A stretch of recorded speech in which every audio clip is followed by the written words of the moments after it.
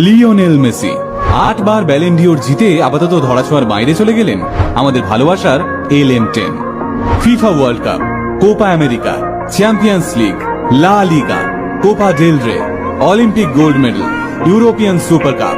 এক জীবনে একজন ফুটবলারের পক্ষে মোটামুটি যা যা ট্রফি জেতা সম্ভব তার সব জিতে নিয়েছেন লিওনেল মেসি।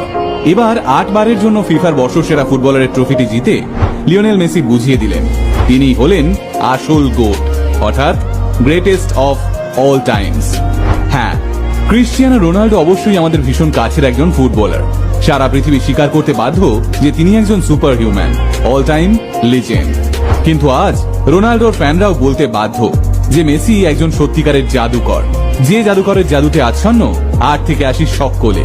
আর তাই 36 বছর বয়সে পৌঁছেও 23 বছর বয়সী হালান্ড এবং 24 বছর বয়সী এমবাপ্পেকে পেছনে ফেলে তিনি অনায়াসেই জিতে নিতে পারেন 8 নাম্বার ব্যালেন ডিওর ট্রফি।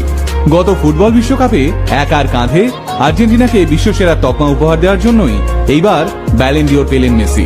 বিশ্বকাপে তার করা 7টা গোলের জন্য 4টে ম্যান অব দ্য ম্যাচের সম্মান পেয়ে গোল্ডেন বলও জিতে নিয়েছিলেন মেসি। সেই সব স্মৃতি আজও টাটকা রয়েছে ফুটবল প্রেমীদের মনে। আজ থেকে 28 বছর আগে হরমোনাল অসুস্থতায় ভোগা একটা রোগা ছেলে যখন ফুটবলের মাঠে বারবার আছাড় খেয়ে পড়তো, তখন কে ভাবতে পেরেছিল 28 বছর পর সেই অসুস্থ ছেলেটার প্রতিটা পদক্ষেপ অমর হয়ে থেকে যাবে। আজ মেসি যে জায়গায় পৌঁছেছেন তার জন্য দরকার হয় পিওর ডেডিকেশন আর হার্ড ওয়ার্কের। ব্যালেন ডিওরের মঞ্চে যখন নিজের 3 সন্তানকে মেসি নিজের কাছে ডেকে নিলেন, ক্যামেরা বারবার ফোকাস করছিল দর্শক আসনে বসে থাকা মেসির স্ত্রী আন্তোনেলা রোজারিওর দিকে। আন্তোনেলা যখন মেসির হাত ধরেছিলেন তখন মেসিকে কেউ চিনত না, কিন্তু আজ সেই মেসি এই নীল রঙের গ্রহটার সবচেয়ে সেলিব্রেটেড তারকা।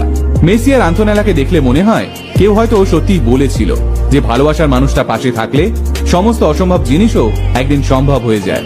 তবে মেসির এই ব্যালেন ডিওর জেতা নিয়ে আনন্দ উচ্ছ্বাসের পাশাপাশি একটা বিতর্কেরও জন্ম হয়েছে। অনেকের মতে এবার ব্যালেন ডিওরের প্রধান দাবিদার ছিলেন ম্যানচেস্টার সিটির স্ট্রাইকার আর্লিং হাল্যান্ড। গত মরশুমে ম্যান সিটির ত্রিমুকুট জয়ের পেছনে হাল্যান্ডের বিরাট অবদান ছিল। আবার অনেকে বলছেন এমবাপ্পে যেভাবে একার কাঁধে ফ্রান্সকে ফাইনালে তুলেছিল তারপরেও তাকে ব্যালেন ডিওর না দেওয়াটা ফিফার নোংরা রাজনীতিকেই আরো স্পষ্ট করে দিল। কিন্তু এই সমস্ত যুক্তিতর্ককে সপাটে থ্রো লাইনের বাইরে ছুড়ে ফেলে দিয়েছেন আর এক কিংবদন্তি খেলোয়াড় নাজারিও রোনাল্ডো।